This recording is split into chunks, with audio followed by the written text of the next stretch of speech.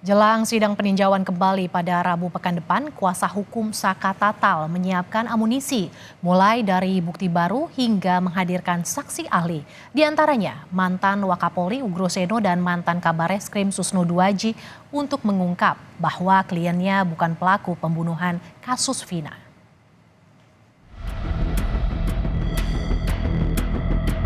Bukan hanya Saka Tatal yang tidak terlibat dalam perkara ini, tapi 7 terpidana lainnya yang diancam ukuran seumur hidup juga tidak pernah melakukan perbuatan yang tertuang dalam tuntutan ataupun putusan. Jelang sidang peninjauan kembali Saka Tatal pada pekan depan, pihak kuasa hukum Saka Tatal telah menyiapkan sejumlah bukti atau novum baru, serta akan menghadirkan sejumlah pakar sebagai saksi ahli pada sidang 24 Juli mendatang. Di antaranya adalah psikolog forensik Reza Indragiri, mantan Wakapolri Ugro Seno, dan mantan Kabareskrim Susno Duaji. Tak hanya bertekad membawa keadilan bagi Saka Tatal, kuasa hukum pun memberikan 200 dokumen berisi bukti dan berbagai keterangan fakta persidangan sepanjang tahun 2016 kepada Otto Hasibuan yang menjadi ketua kuasa hukum 7 terpidana kasus Vina. Bukan hanya novum yang 4 yang luar biasa, juga saya menyerahkan seluruh dokumen yang saya miliki. Kayaknya ada sekitar 200 dokumen yang baru saya serahkan ke Pak Otto Hasibuan. Dan dokumen-dokumen itu bentuknya ada dokumen-dokumen visual maupun dokumen-dokumen yang lain yang bisa dikaji. Ternyata pembunuhan dan pemerkosaan yang terjadi di 2016, 2017 yang dituduhkan kepada 7 terpidana sekarang dengan Saka Tatal itu tidak pernah terjadi. Titin meyakini dokumen berisi foto, catatan, fakta persidangan, serta keterangan terkait kasus pembunuhan Vina dan Eki bisa membantu upaya hukum PK 7 terpidana. Bukti baru yang disiapkan kuasa hukum diyakini bisa mengungkap bahwa Saka Tatal dan terpidana kasus Vina bukanlah pelaku pembunuhan seperti yang disangkakan polisi dan diputus dalam persidangan 8 tahun silam.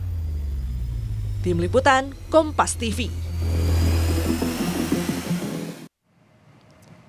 Sudah ada Muhammad Syahri Romdon, jurnalis Kompas TV di Cirebon yang akan melaporkan perkembangan terkini penanganan kasus pembunuhan Vina. Syahri, Ibtu Rudiana kemarin resmi dilaporkan ke Bareskrim Polri. Namun di mana keberadaannya saat ini? Ibtu Rudiana ada di mana? Syahri, bisa Anda informasikan kepada kami?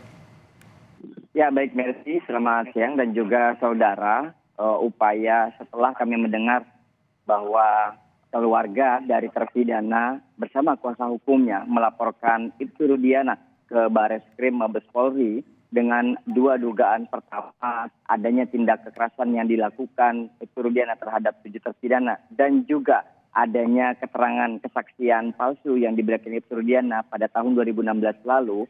Kami langsung berusaha mencari dan untuk mengkonfirmasi secara langsung dari pihak Ibtu Rudiana. Kami berusaha mendatangi Polsek Kapetakan, tempat di mana Ibtu Rudiana bertugas, namun kami tidak mendapatkan hasil. Artinya kami tidak menemui Ibtu Rudiana di lokasi tempat ia bertugas. Dan berdasarkan dari jawaban beberapa petugas yang kami temui bahwa memang Ibtu Rudiana beberapa hari terakhir, terutama pasca Peggy Setiawan dibebaskan, tidak terlihat di kantor Polsek Kapetakan. Kami juga berusaha untuk menghubungi Ibtu Rudiana melalui nomor pribadi Ibtu Rudiana, namun tak juga membuahkan hasil. Lebih lanjut, kami juga berusaha untuk menghubungi Kapolres Cirebon Kota, AKPP Rano Hadianto, pada sekitar beberapa hari setelah 1 Juli, perayaan Bayangkara, pada saat Ibtu Rudiana hadir pada lomba bulu tangkis POT Bayangkara. Namun Kapolres Cirebon Kota juga tidak memberikan statement apapun, tidak memberikan respon apapun kepada kami. Mercy. Syahri, terkait persiapan untuk sidang PK Saka Tatal, bagaimana persiapannya dan apakah persidangan akan digelar terbuka atau tertutup, Syahri?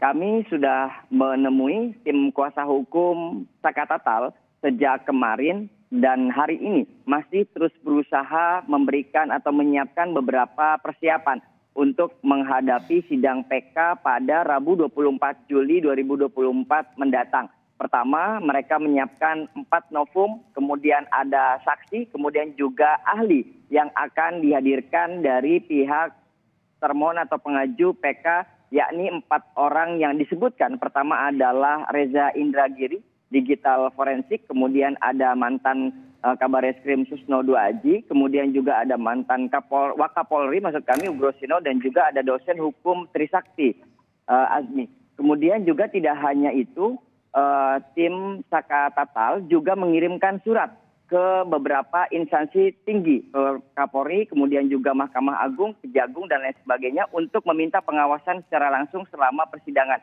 Berikut petikan wawancara kami bersama Titin Priyalianti di kantor kuasa hukumnya pagi tadi. Ya tentu saja, karena jika sekarang atensi dari masyarakat luar biasa, tetapi kita juga harus menyentuh institusi-institusi terkait. Melalui tim pengacara yang ada di Jakarta, semua institusi terkait itu sudah disurati. Kita sudah memohon perlindungan, memohon pengawasan, diantaranya kepada ini. Yang pertama kepada Kepolisian Republik Indonesia. Ya, kepada Kapolri. Surat yang serupa memohon perlindungan dan pemantauan juga disampaikan kepada Kejaksaan Tinggi. Kemudian Kejaksaan Agung maksudnya. Kemudian kepada Mahkamah Konstitusi. Kita betul-betul menginginkan sidang yang transparan. Fakta-fakta yang terungkap di persidangan itu terungkap dengan sebenarnya. Tidak ada yang ditutup-tutupi lagi seperti peristiwa di 2016-2017 yang betul-betul tidak terpantau.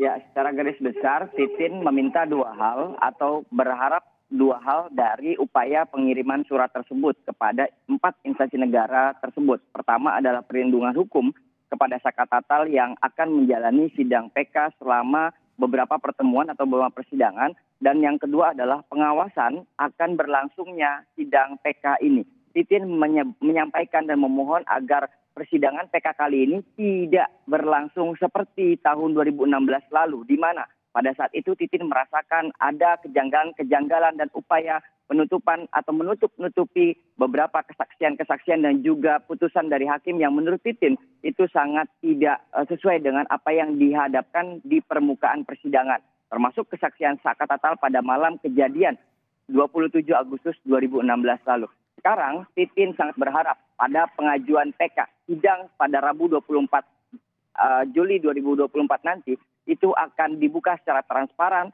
tanpa ditutup-tutupi dan tentu penuh perhatian dan pengawasan dari instansi negara lebih tinggi. Merci.